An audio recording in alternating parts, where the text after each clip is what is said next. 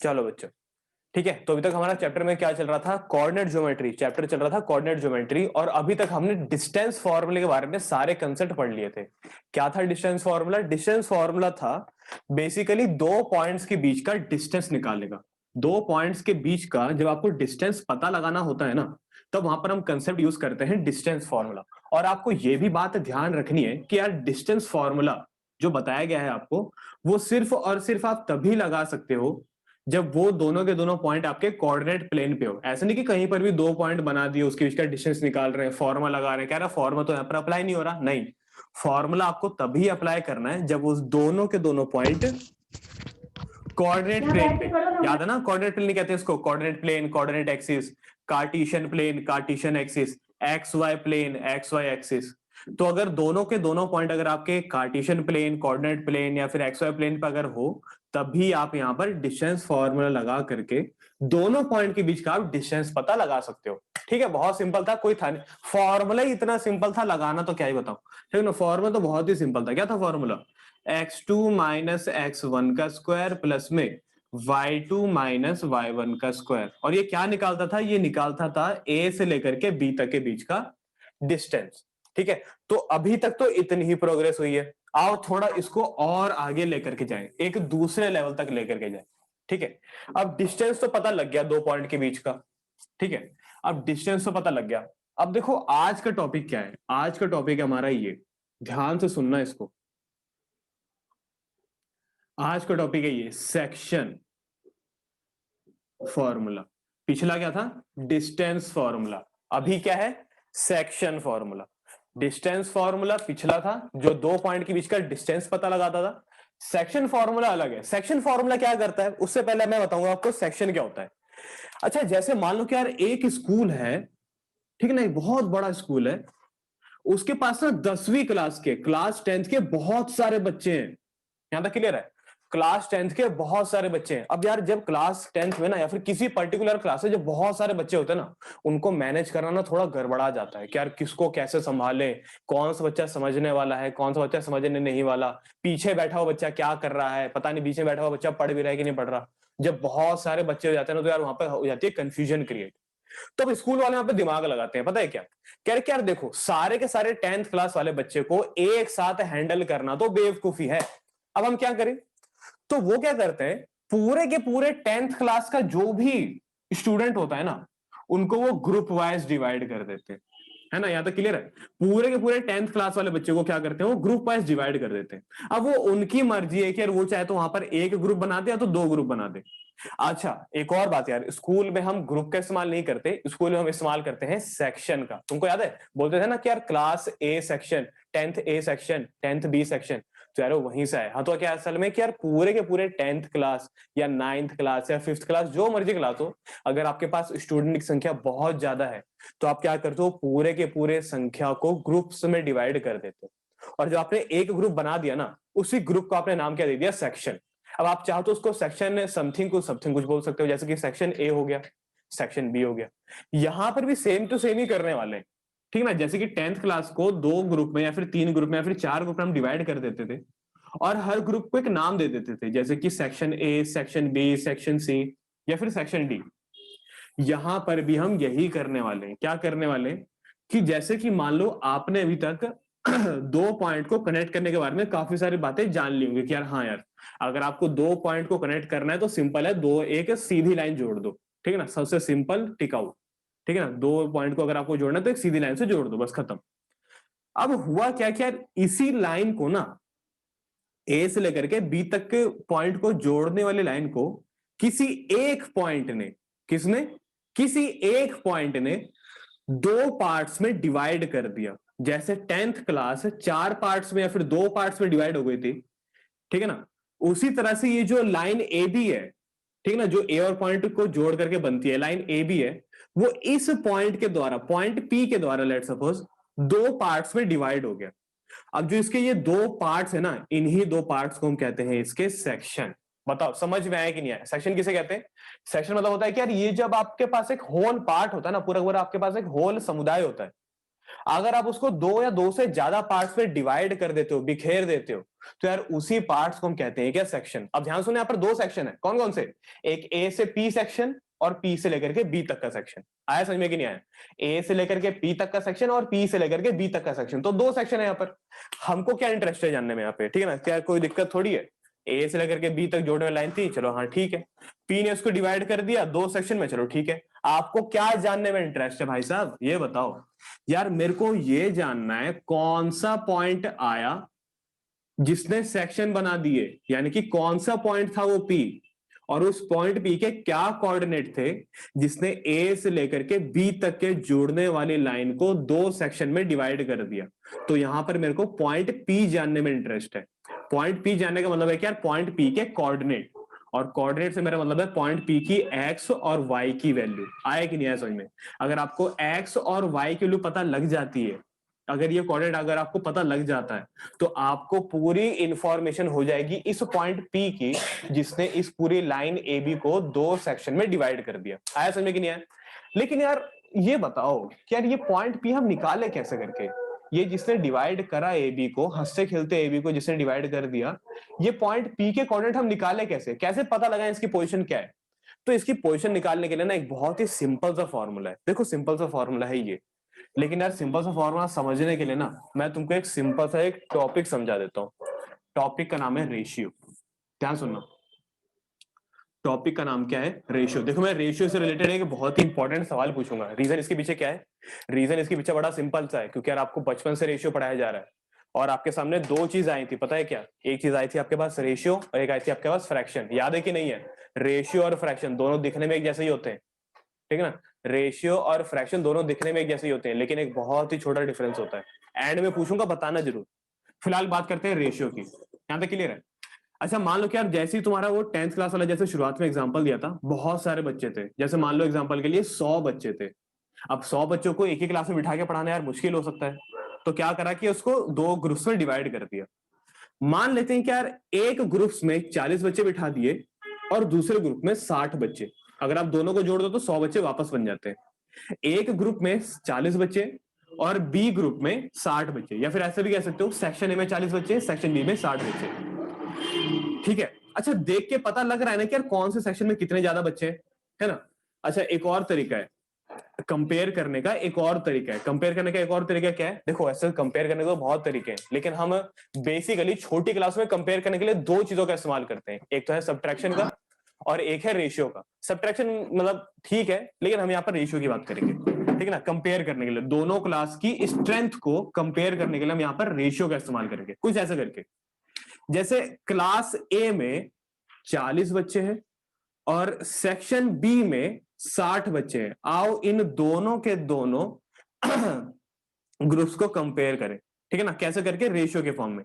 अब देखो मैं इसको कंपेयर कर रहा हूं, तो देखो ये कुछ ऐसा हुआ कि यार 0 से 0 गया, ठीक है ना, 2 दूनी 4, 2 तिया 6, तो a अपॉन में b बराबर 2 अपॉन में 3। अब इसका मतलब समझना क्या होता है, a अपॉन में b का जब रेशियो निकाला गया, काटा पीटा करा गया, तो यहां पर कितना आ गया, 2 अपॉन में 3, यानी कि 2:3।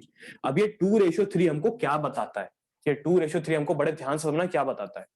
यानी कि सबसे पहले तो देखो 2:3 मतलब होते हैं पार्ट्स, ये दूसरा भाग और ये तीसरा भाग, दूसरा भाग और ये तीसरा भाग, टोटल मिलाकर के होते हैं 5 भाग।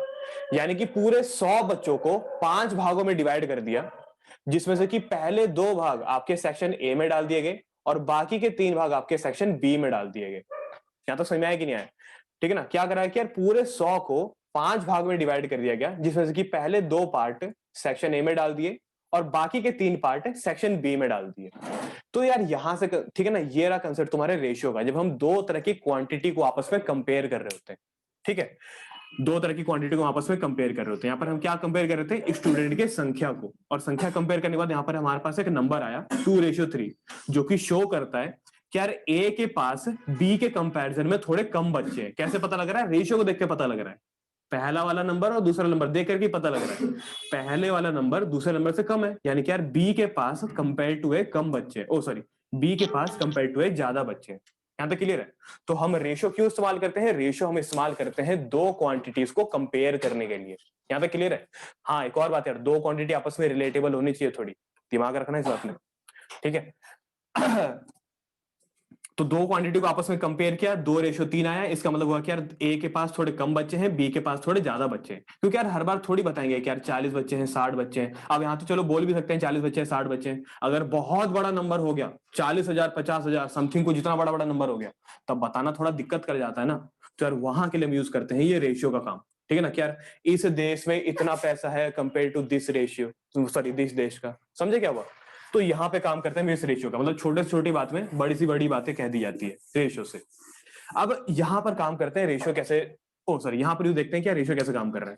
अब जैसे मान लो कि यार ये पूरा लाइन है आपका ए बी, अब इसको किसी पॉइंट पी ने दो पार्ट्स में डिवाइड कर दिया, एपी में और पीबी में, दो सेक्शन हो गए, एपी और पीबी, दो सेक्शन।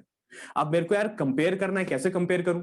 तो कंपेयर करने के लिए यहां पर भी हम रेशियो का ही इस्तेमाल लेंगे। जैसे कि लेट सपोज कि यार एपी और पीबी का जब रेशियो निकाला गया तो वो M1 और M2 रेशियो के बराबर आया। जैसे अभी हमने करा था ना, ए बी जो है वो 2/3 के बराबर आया, उसी तरह से एपी और पीबी के लेंथ को जब आपस में रेशियो के फॉर्म में कंपेयर किया गया तो वो M1 और M2 के फॉर्म में आया। जैसे ए और बी को कंपेयर किया गया, 2/3 के बराबर आया, 2:3 के बराबर आया। उसी तरह से एपी और पीबी को जब कंपेयर किया गया तो वो M1 रेशियो M2 के बराबर आया। यहां तक क्लियर है, यानी कि यार ये एपी जो है वो M1 भाग है और पीबी जो है वो M2 भाग है। यहां तक क्लियर है। तो ये है सारा। अब फॉर्मूला बनाते हैं इसका। फॉर्मूला देखो बड़ा सिंपल है, ठीक है ना। तो ये रहा, पॉइंट ए मान लो आप x1 y1, पॉइंट बी मान लो आप x2 y2। हमको क्या जानने में इंटरेस्ट है, हमको जानने में इंटरेस्ट है इस पॉइंट P के बारे में। क्या ये पॉइंट P कौन सा पॉइंट है जिसने ए बी को दो सेक्शन में डिवाइड कर दिया। तो ये है पॉइंट P, पॉइंट P। क्या है फॉर्मूला इसका, फॉर्मूला इसका ये x और y निकालना है, ध्यान सुनना, x और y निकल गया मतलब कोऑर्डिनेट निकल गए पॉइंट P के, और x और y कैसे निकालेंगे, ये फॉर्मूला इस्तेमाल करो। क्या है फॉर्मूला, x बराबर में m1 x2 m2 x1 upon में m1 प्लस m2। ये फॉर्मूला आपको x कोऑर्डिनेट सॉल्व करके देगा बस, y नहीं। y के लिए दूसरा फॉर्मूला, क्या फॉर्मूला है y के लिए, y के लिए फॉर्मूला यही है, सिमिलर टू दिस। बस जहां जहां पे x लिखा बस वहां पे y से रिप्लेस कर दो, m1 y2 m2 y1 m1 plus m2। ठीक है। देखो ये वाला फॉर्मूला जहां पर आपको रेशियो और कोऑर्डिनेट्स दोनों दिखाई देंगे, इन सबके कॉम्बिनेशन से जब आप सॉल्व करोगे तो यहां पर आपको x कोऑर्डिनेट मिलेगा, और जब आप इस वाले पार्ट को सॉल्व करोगे तो यहां पर आपको y वाला पार्ट मिलेगा, यानी कि y कोऑर्डिनेट मिलेगा। यहां से सॉल्व करने पर x कोऑर्डिनेट और यहां पर सॉल्व करने पर y कोऑर्डिनेट। और जैसे ही x और y मिल जाएंगे यानी कि पॉइंट P के कोऑर्डिनेट हमको पता लग जाएंगे, यानी कि पॉइंट P की पोजीशन पता लग जाएंगी। बहुत सिंपल फॉर्मूला, याद करने लायक है। अगर तुमको याद नहीं हो रहा तो मैं एक सिंपल ट्रिक बता देता हूँ। देखो अगर फॉर्मूला याद नहीं हो रहा है, जब ज्यादा बड़ा फॉर्मूला लग रहा है तुमको, अगर याद नहीं हो रहा तो कोई दिक्कत नहीं है, एक सिंपल ट्रिक बता देता हूँ, ठीक है ना। लेकिन ट्रिक के भरोसे मत रहना, याद कर लेना इसको। ट्रिक सिंपल देखो ये है, एक्स निकालने के लिए क्या है फॉर्मूला, ये रहा, m1 plus m2, m1 plus m2, m1 के लिए x2, m2 के लिए x1, बस बस इतना ही। ठीक है। अब y के लिए, y निकालते हैं, क्या था y के लिए, same to same, m1 plus में m2, m1 प्लस में m2, m1 के लिए y2, m2 के लिए y1। ठीक है, ये y के लिए और ये x के लिए। बताओ याद हुआ कि नहीं हुआ, सिंपल था फॉर्मूला था, याद हो गया होगा।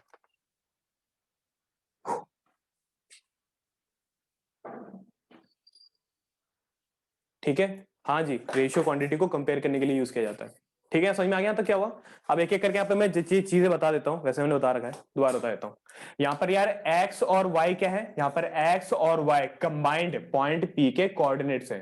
x1 y1 x2 y2 क्या है, x1 y1 पॉइंट A के कोऑर्डिनेट है, x2 y2 पॉइंट B के कोऑर्डिनेट है। कोऑर्डिनेट बोलने का मतलब पोजीशन, A की पोजीशन और B की पोजीशन। m1 और m2 क्या है जी, m1 और m2 आपके रेशियो हैं। रेशियो कैसे आया था, कंपेयर करके, किसको कंपेयर करके, एपी और पीबी को कंपेयर करके। जब एपी और पीबी को कंपेयर किया गया तो ये m1 और m2 रेशियो में टूट गया, दो पार्ट्स में डिवाइड हो गया। आया समझ में यहाँ तक का क्या हुआ? अच्छा देखो यार, ये m और m2 रेशियो कुछ भी हो सकता है 2:3 हो सकता है 5:7 हो, कुछ भी हो सकता है, ठीक है। चलो ठीक है, अब मेरा सवाल तुम सबसे है ये, ध्यान सुनना, मेरा सवाल तुम सबसे है ये, हमने एक चीज और पढ़ी थी, फ्रैक्शन, है ना। जैसे हम पढ़ते थे ना रेशियो 2 और रेशियो 3, इसको हम 2/3 भी लिख सकते हैं। एक चीज होती थी फ्रैक्शन, फ्रैक्शन को भी तो 2/3 लिख सकते हैं ना। तो क्या डिफरेंस रह गया आपके रेशियो में और फ्रैक्शन में, ये तुम सबके लिए सवाल है। और तुमको यार आज ही के आज इसके ऊपर रिसर्च करके बतानी है मेरे को, थोड़ा दिमाग लगाना, क्या रेशियो में और फ्रैक्शन में क्या डिफरेंस होता है, क्या रेशियो को भी फ्रैक्शन कहा जा सकता है या फिर फ्रैक्शन को भी रेशियो कह सकते हैं। बड़े ध्यान से समझना, इसके बारे में सही से रिसर्च करना, गूगल का इस्तेमाल कर सकते हो, ठीक है। चलो ठीक है भैया, फ्रैक्शन एक पार्ट होता है होल का और रेशियो होता है दो क्वांटिटीज को कंपेयर करना। अच्छा क्या रेशियो, हाँ सही बोला ऐसे तूने।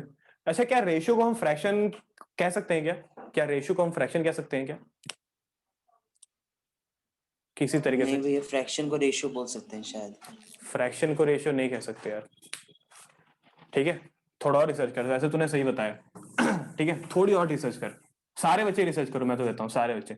तो देखो ये छोटा सा फॉर्मूला था, तुमको समझ में आ गया होगा, ठीक है। लेकिन यार कब तक देखोगे इसको, अप्लाई भी तो करके सीख बताऊंगा ना। आओ इसको अप्लाई करते हैं सही जगह पर। फॉर्मूला याद हो गया होगा, ठीक है ना, सिंपल फॉर्मूला है m1 m2 x2 x1 y2 y1, simple. आओ इसको अप्लाई करते हैं एक अच्छी सी जगह पर, ठीक है चलो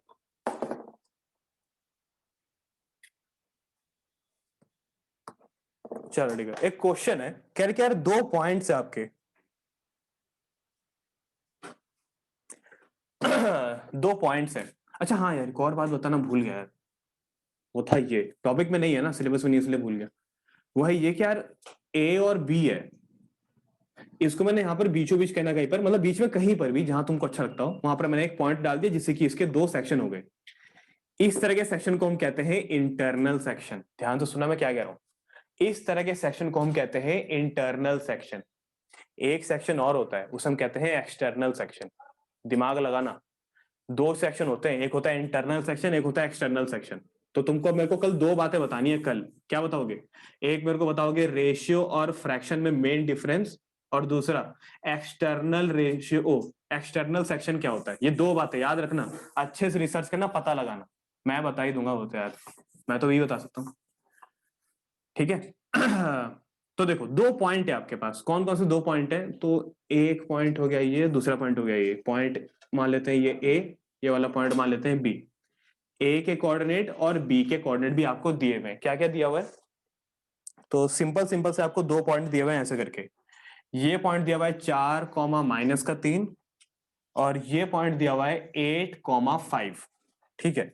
अब कह रहा है कि यार यहां पर ना बीच में, कहीं बीच में एक पॉइंट आया, पता नहीं कहां से उड़ता हुआ आया, और उसने ए बी लाइन को 2 सेक्शन में डिवाइड कर दिया।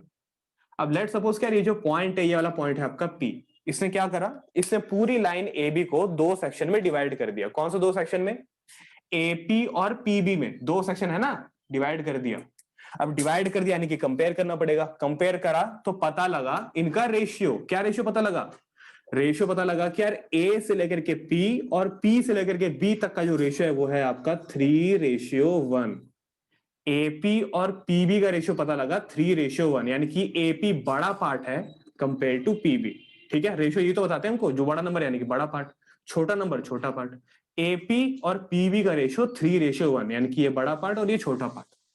कह रहा है क्या आप हमको पॉइंट पी की जानकारी दे सकते हो? पॉइंट पी क्या रहा होगा? क्या आप हमको पॉइंट पी की जानकारी दे सकते हो? पॉइंट पी की वैल्यू क्या रही होगी, यानी कि पॉइंट पी के कोऑर्डिनेट्स आपके क्या रहे होंगे?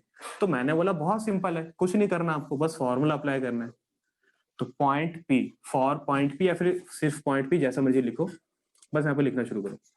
एक्स, ठीक है ना, पॉइंट पी निकालने के लिए दोनों चीज निकालनी पड़ेगी ना, एक्स और वाई दोनों निकालना पड़ेगा।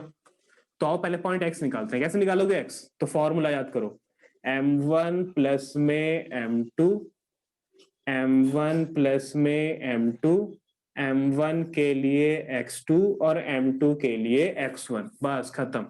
अब यहाँ पर m1 m2 क्या है, x1 x2 क्या है, वही बता देता हूँ।